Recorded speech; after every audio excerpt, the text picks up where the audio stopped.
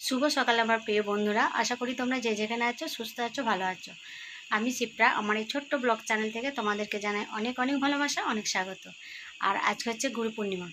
আর সকাল থেকে দেখো আমাদের বাড়িতে তো পুজো হয় পূর্ণিমা, আর আমরাও যাব যেখানে দীক্ষা নিয়েছি সেইখানে যাব। ওই দেখো সকাল সকাল দেখো রেডি হয়ে গেছি। এই শাড়িটা পরেছি আমি, এই শাড়িটা পরেছি। আর তাহলে চলো ওর বাপিকে ফোন করি, ওর বাপি আসছে আর সোনাই রেডি হয়ে গেছে। আর এদিকে আমাদের এখনও ঠাকুরমশাই আসেনি, পুজো হয়নি বাড়িতে। কিন্তু তার সাথে ওখানে না 7টা থেকে যেতে বলেছি, কিন্তু এখনও যাওয়া হয়নি। পুজোটা ফেলে বাড়ি থেকে বেরিয়ে আসতে খারাপ লাগছিল, কিন্তু কী করবো বলো, আজকে তো গুরু পূর্ণিমা। আর মা বললো প্রত্যেকটা পূর্ণিমাতে তো বাড়িতেই থাকিস, তা আজকে গেলে কিছু হবে না। আর আমি কিন্তু সমস্ত জোগাড় করে দিয়েছি পূর্ণিমা পুজোর, মা শুধু ফলটা কাটবে। আগে থেকে ফলটা কেটে রাখলে তো হবে না। আর ব্রাহ্মণ আসবে সে 12টায়। অন্যদিন ব্রাহ্মণ জানো তো মানে সকাল সকাল চলে আসে। আর এইবারই শুধু বলছে 12টার সময় আসবো। আর যখন এলাম তখন এখানে সব মানে রেডি হচ্ছে, মানে যে সঙ্গীত অনুষ্ঠান হবে সেগুলো সব রেডি হচ্ছে। আর ওই দেখো আমাদের শ্রী শ্রী রামকৃষ্ণের মূর্তিটা। এখানে এত সুন্দর গান হচ্ছে, খুব সুন্দর গান হচ্ছে। আর এখানে না যে কথাগুলো বলে না মহারাজজিরা, সেগুলো শুনতে খুব ভালো লাগে। বলে ছুটে ছুটে আসে জানো তো, কোনদিন সন্ধ্যাবেলায় কোনদিন সকালবেলায় এখানে আসি। আর এখানে যে গানটা হচ্ছে সেই গানটা আমি তোমাদের সাথে একটুখানি শেয়ার করি। গানটা আমার খুব ভালো লাগলো। তার আগেও অনেকগুলো গান হয়েছে, সেগুলো মানে এত শেয়ার করিনি। আর এই গানটা খুব সুন্দর, তাই তোমাদের সঙ্গে একটুখানি শেয়ার করলাম।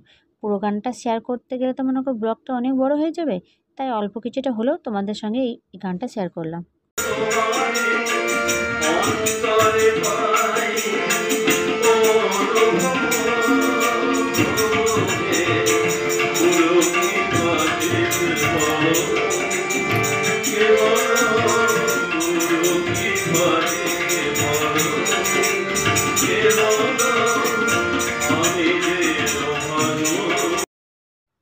গুরু পূর্ণিমা সবাই করি, কিন্তু কেন করি হয়তো অনেকেই জানে, অনেকেই জানে না। আমি জানতাম না, আজকে আমি জানলাম। মহারাজরা যে কথাগুলো বলেন তাদের কথা, সেই কথাগুলো শুনেই জানলাম গুরু পূর্ণিমা করা হয়।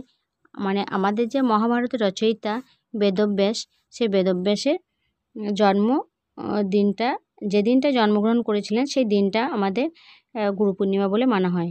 আর উনি জন্মগ্রহণ করেছিলেন আষাঢ় মাসে পূর্ণিমাতে, ওই জন্য আষাঢ়ী পূর্ণিমা বলেন। এই বছরে শ্রাবণ মাসে পড়েছে, কিন্তু আষাঢ় মাসে এই পূর্ণিমাটা হয়, আষাঢ় মাসে।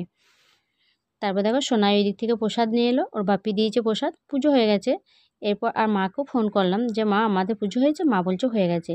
মানে 11:15টায় এসেছিলো ব্রাহ্মণ, দিয়ে আমাদের পুজো হয়ে গেছে। আর এখানেও তারপর প্রসাদ নিয়ে নিলাম।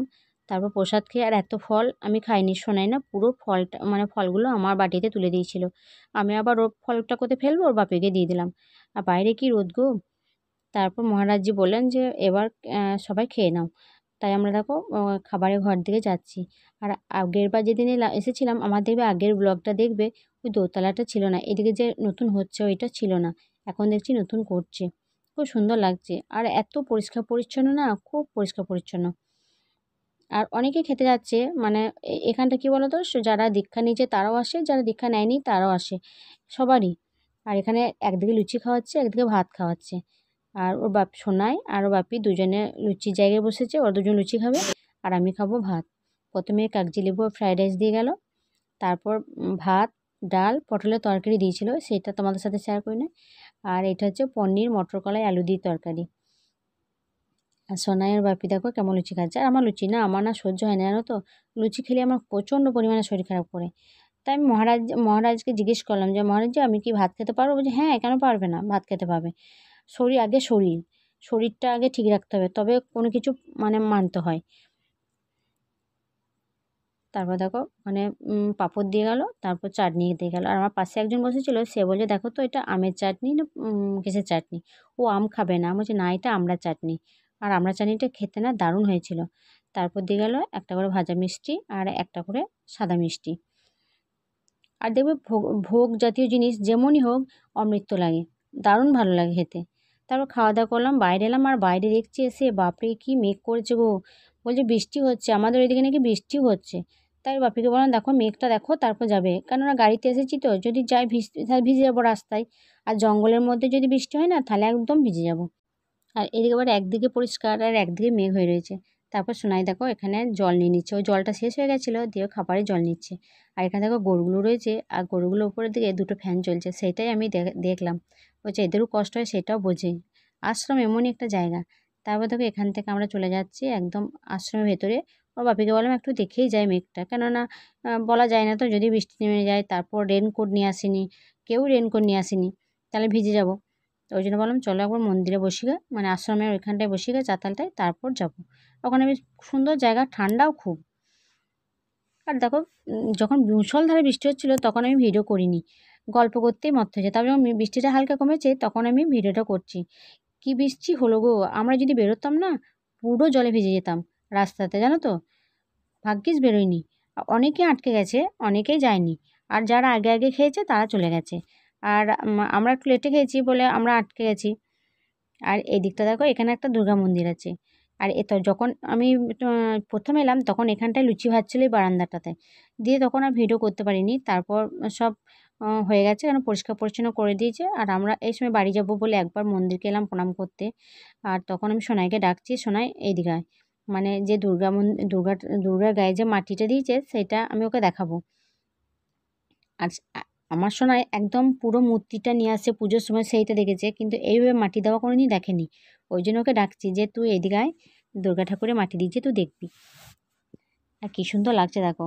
আর দুর্গা ঠাকুরের মাটি দেওয়া মানে পুজো পুজো গন্ধ, বলো। কী আনন্দ লাগছিল আমার, কি মানে বলে বোঝানো যাবে না। মানে দুর্গা ঠাকুরের গায়ে মাটি পড়ে গেছে, মানে ভীষণ আনন্দ। যেমনই হোক, কিছু কেনাকাটা হোক না হোক, পুজো জান দিন খুব আনন্দ লাগে। আর এখানে না এই দুর্গাপুজোতে বড় অনুষ্ঠান হয়, জানো তো। মানে একবারে সপ্তমী, অষ্টমী, নবমী, দশমী, একাদশী, দ্বাদশী, ত্রয়োদশী, এই কটা দিন পুরো অনুষ্ঠান হয়। আমাদের নেমন্তন্নও থাকে, কিন্তু যেহেতু আমাদের বাড়ির সামনে পুজো, আসতে পায় না। এই সোনাইকে বললাম শোনা এই বছরে একটা দিন আসবো। আর ও বলছে মা রাত্রেবেলায় এসো না, দিনের বেলায় আসবে। আমি বলছি ঠিক আছে, অষ্টমী দিন সকালে আসবো, নিয়ে সন্ধ্যেবেলায় ঘর যাবো। আর অনেক অনুষ্ঠান হয়, অনেক জায়গায় মহারাজরা আসেন, বেলুড় থেকে আসেন। অনেক মানে অনেক কিছু কথা ওগুলো বলে, ভালো লাগে শুনতে। আর এখানে যে কোনো আশ্রমে দেখবে কোনো কিছু মানে বক্তৃতা আছে, ভীষণ ভালো লাগে। আর তাই আমি সোনাইকে বলছি শোনা একবার আসবো, দেখে যাবো একবার। কোনো বছর আসিনি তো, এক বছর আসবো। এক বছর এসেছিলাম আমি অষ্টমীতে, তখন ওই আরও অন্য জায়গায় গেছিলাম। তারপর দেখো এখানে বাইরে একটু বেরোলাম। আর দেখো এই গাছগুলো কী গাছ আমি কিন্তু চিনি না, তোমরা যদি জানো অবশ্যই কমেন্ট করে বলবে। এত সুন্দর হাত দিয়ে, মানে হাত দিতে লাগছে, কি বলবো তোমাদেরকে। আর একটু আগে বৃষ্টি হয়েছে, আর বৃষ্টির জলগুলো গাছটায় পড়েছে, আর দারুণ লাগছে। আমি হাত দিচ্ছি, শোনাই বলছে আমার হাত দিও না, পাতাগুলো নষ্ট হয়ে যাবে। আমি জানি, আমি আলতো করে হাত দিচ্ছি। খুব ভালো লাগছে হাত, মানে ঘাসগুলো কি ঘাস বলবো না কি বটে আমি জানি না, আর কাটিং করেছে সুন্দর করে। তারপর আমরা মহারাজজির সঙ্গে দেখা করে আমরা বেরিয়ে চলে এলাম। এই দেখো আশ্রমটা, আর এই আশ্রমটার নাম হচ্ছে শ্রী শ্রী রামকৃষ্ণ আশ্রম দোমরা। এখন ফোঁটা ফোঁটা বৃষ্টি পড়ছে। আমরা বললাম না বেরিয়ে চলো, কেননা বর্ষার মেঘ তো, কখন আবার জোর বৃষ্টি চলে আসবে, ছাড়াবে না বৃষ্টিটা, তা থেকে বেরিয়ে যায়।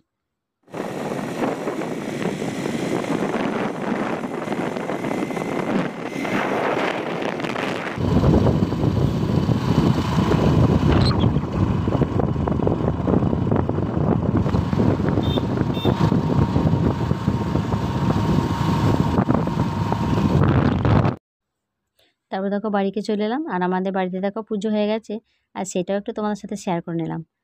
এখানে একটুখানি প্রণাম করে নিলাম। মা খাবার খেয়ে দিয়েছে। আর এগুলো দেখো কী সুন্দর করে মা পুজো দিয়েছে। তোমরা পুরো ভিডিওটা দেখো বন্ধুরা, আর কেমন লাগলো অবশ্যই কমেন্ট করে বলবে। আর দেখো আর একটা জিনিস দেখাচ্ছি, এইটা না মা মালাটা গেঁথেছে। আমি সকালে যে টগর ফুলগুলো তুলে নিয়ে এসেছিলাম, সেই ফুল দিয়ে এই মালাটা গেঁথেছে।